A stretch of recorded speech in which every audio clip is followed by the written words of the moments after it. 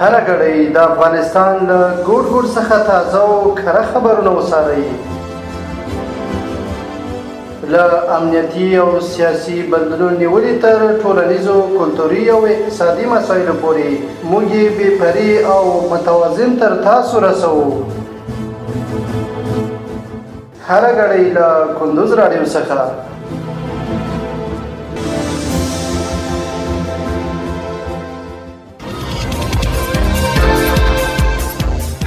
سلامونه او وخت مو په خیر. پام راړم د کندوز راډیو د دې ساعت مهم او وروستي خبرونو ته. نن دوشنبه د لړم 12مه نیټه ده چې د 2025م کال د نومبر له 3مې نیټې سره سمون لري. روانه خبري غړي درته زه عبدالجلیل احساس وړاندې کوم، خو په پیل کې هم د څو مهمو خبرونو سره ټکي. په کندوز کې له 1540 بېوزله کورنۍ سره د خوړو مرسته شوې.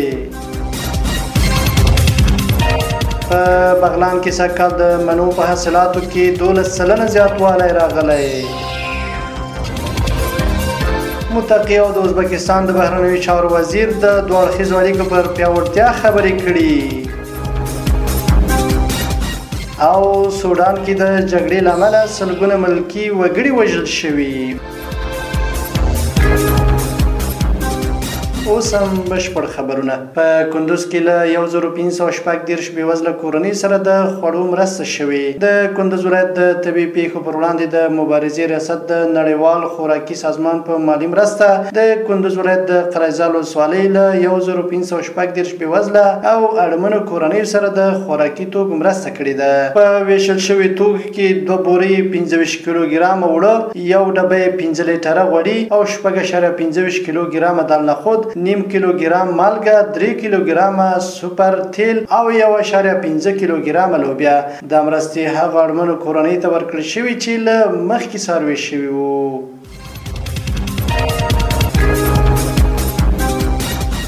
په بغلان کې سږکال د مڼو په حاصلاتو کې 12% زیاتوالی راغلی. د بغلان د کرنې اوبو لګولو او مالدارۍ ریاست مسؤلین وایي چې سږکال په دغه ولایت کې د مڼو په حاصلاتو کې 12% زیاتوالی راغلی دی. د دغه ولایت د کرنې ریاست مطبوعاتي مسؤل ولی مرخیل ویلي چې په دغه ولایت کې پر 1.11 هکټاره ځمکه د مڼو بڼونه جوړ شوي.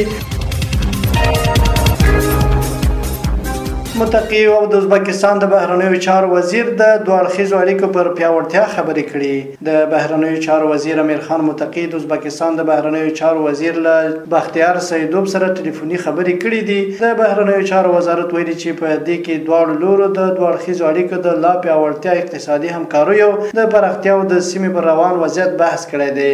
متقي د خبرو کې ویلي چې اسلامي امارت له ټولو ګاونډیانو سره د متقابل احترام، نه مداخلې او ښه ګاونډیتوب پر اصولو ولاړې اړیکې غواړي. ورته مهال سیدوف د افغانستان د رغنده دریځونو ستاینه کړې او د سیمه ییزې سولې، ثبات او تفاهم لپاره د همکارۍ د دوام پر اړتیا یې ټینګار کړی ده. او وروستۍ خبر دا چې سودان کې د جګړې له امله سلګونه ملکي وګړي وژل شوي. د سودان د دافور په الفاشر ښار کې د جګړو له امله سلګونه ملکي کسان وژل شوي دي. سیمه ییزې سرچینې او عیني شاهدانو ویلي چې د سودان د پوځ له لوري د ښار تر سقوط وروسته د چټک ملاتړ ځواکونه پر ملکي وګړو ډزې کړي دي. د ملګرو ملتونو د معلوماتو له مخې له 2,000 زیات کسان له ښار تښتېدلي، خو لسګونه زره نور هم لا د سختو بشري شرایطو لاندې په ښار کې پاتې دي. ملګري ملتونو وضعیت ویرونکی او له فاجعې ډک بللی او د بشري مرستو د بندېدو او پر ملکي کسانو د دوامداره بریدونو له امله خبرداری ورکړی دی.